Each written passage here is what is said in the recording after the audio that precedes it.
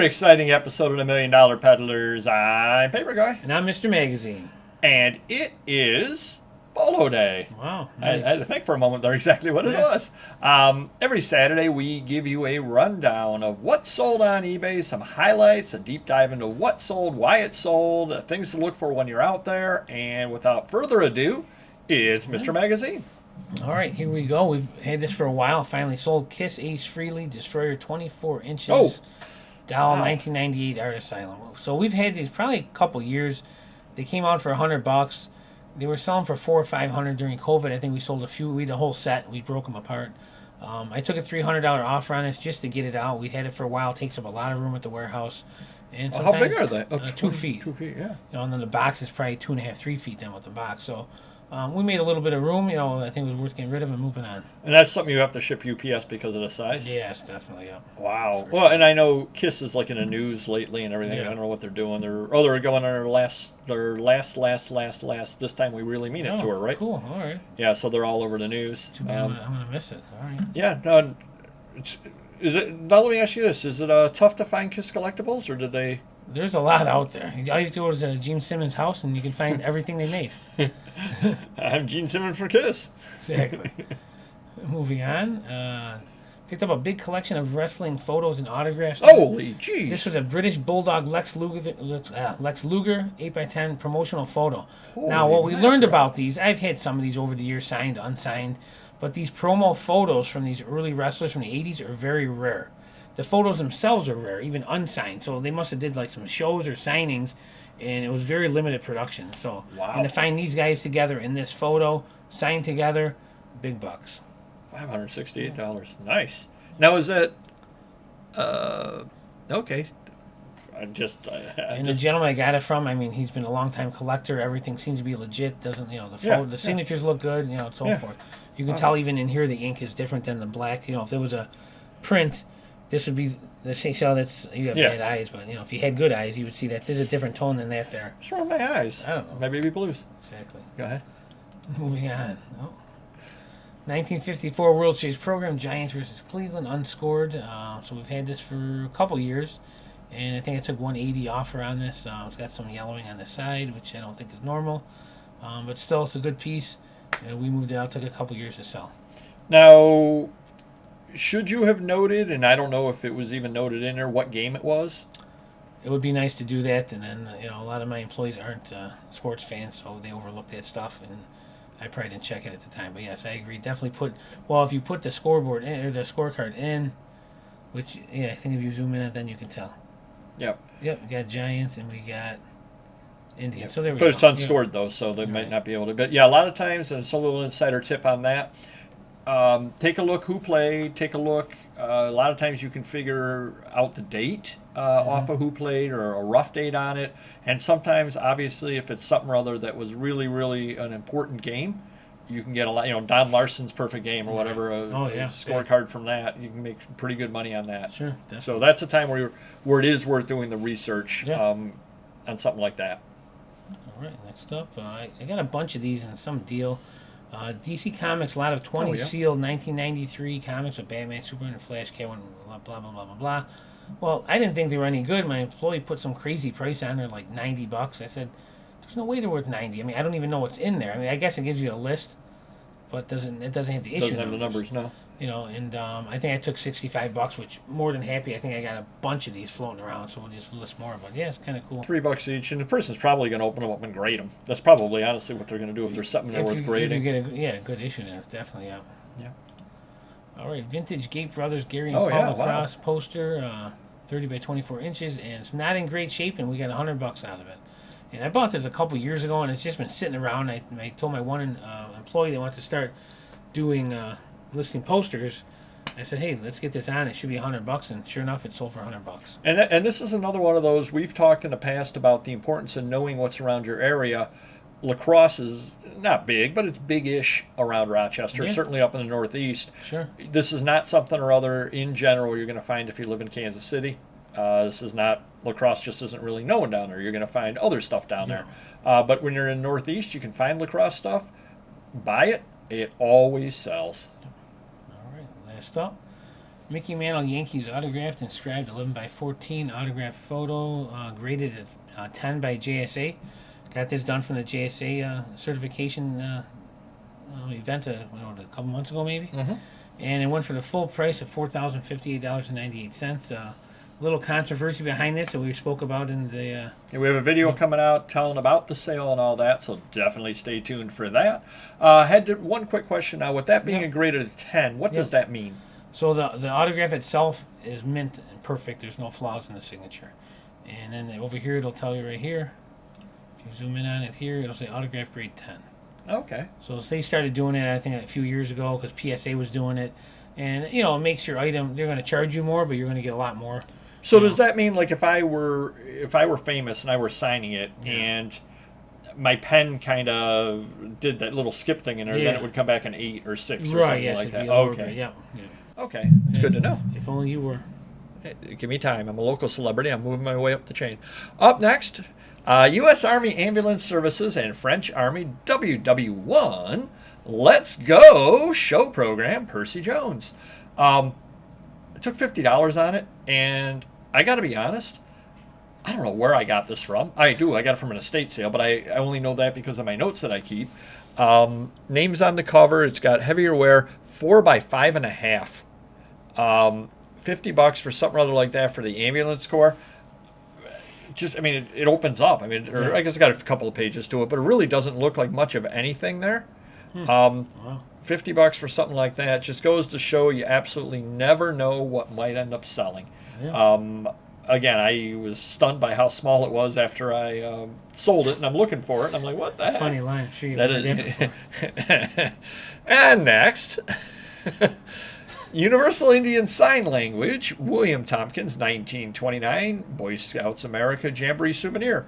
I took a $25 offer on it.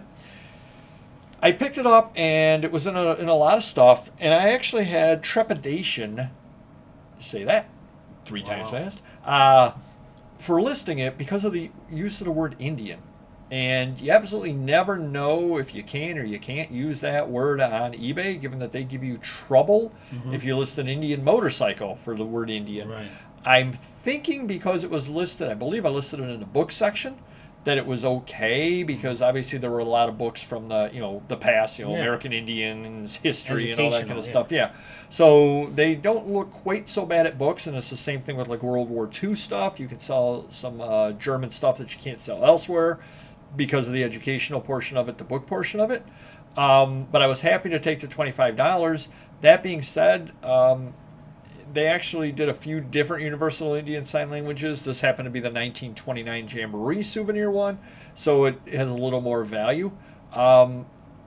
My way of thinking on things like this is if I kind of not sure, I think I can sell it. If I get a reasonable offer, I may take a quicker, easier, lower offer on something or other just to move it out the door, because no reason to tempt the fates on something or other like this.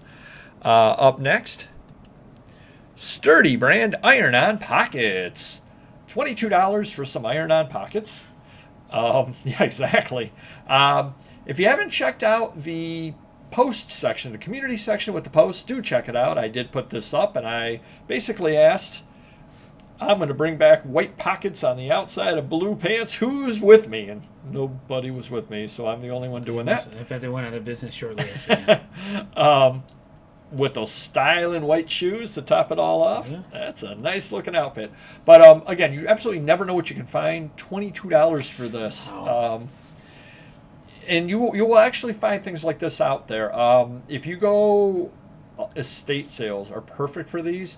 A lot of people did sewing, and this is the kind of thing that'll just wind up in their sewing box. If you don't want to buy the whole sewing box, pull it out and say, geez, this was in there. I know you wanted $50 for everything. Would you sell this by itself? I'll give you a buck for it or $2 for it. A lot of times they'll just say, yeah, of course. Because it's not like the next person coming along is going to say, geez, I would have bought this, except it doesn't have iron-on pockets in it. They're going to buy it anyway, so it's extra money for the people. No, people do that all the time. Up next, Muscle and Fitness Magazine, July 1982. Conan Arnold Schwarzenegger. I don't know what kind of accent that was. It was an awful one. That's what it was. And Pete Grimkowski. Really beaten up shape, tears and small pieces missing on the back cover. I ended up taking a $20 offer on it, which seems low. Yeah, I don't do well with Arnold. Some people do well. I usually jack my price up and I can't sell them. It's weird. Well, I got $20 for it, not in the best of condition, but the reason why I took 20 is because it went to Canada. So I got paid shipping on it also. Yeah. If it were just in America with me covering the shipping, I would not have taken 20 on it. I would have held out for more. Because these are, generally speaking, 1 to 2 pound magazines. Yeah. But yeah, no, I was happy with that sale, especially given the condition of it. Next up, Father McGuire's The New Baltimore Catechism, #1, first issue, official revised edition, 1942. Took a gentleman offered me, I think, $30 on it, and I said, nah, it's worth more than that, just based off what I originally priced it at. I priced it at $64, and I bought it earlier this year. Obviously, I did research when I listed it.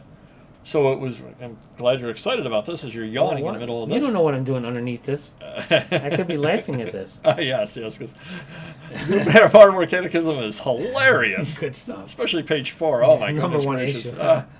Exactly. The person offered me $35, and I just didn't feel that was high enough, so I declined it. They actually came back with a $50 offer on it. And I said, for $50, I'll move it. Yeah. Baltimore Catechisms always sell, and they are common. That is a nice little insider tip for you. If you're going to get into books, estate sales, that kind of thing, look these up. When you're out there, you will find them, and you will be able to sell them. Just like you can sell Amazing Computing Magazine, #3, April 1986, Commodore Amiga Information Programs, $15.12, and it only took 11 years with that horrible picture. Nice. But they know what they're getting. Well, I don't know if it was the bad picture. I don't know if it was my bad listing. But doesn't that seem like that should have sold faster than 11 years? I would think so. It's a cool cover. Yeah, and it's early issue Commodore. I mean. Yep, and I don't know what the problem was on it. It just did not sell. This, I think, just got buried in search somewhere or other. Did you have it like in a fruit basket category or something? Yes, that's where most of my computing magazines sell. That would be a reason why it didn't sell. No, it was listed in the magazine section. Yep. It just goes to show when you're long tail, and it happens to me a lot. Probably wouldn't happen to you because you don't do much finding of items.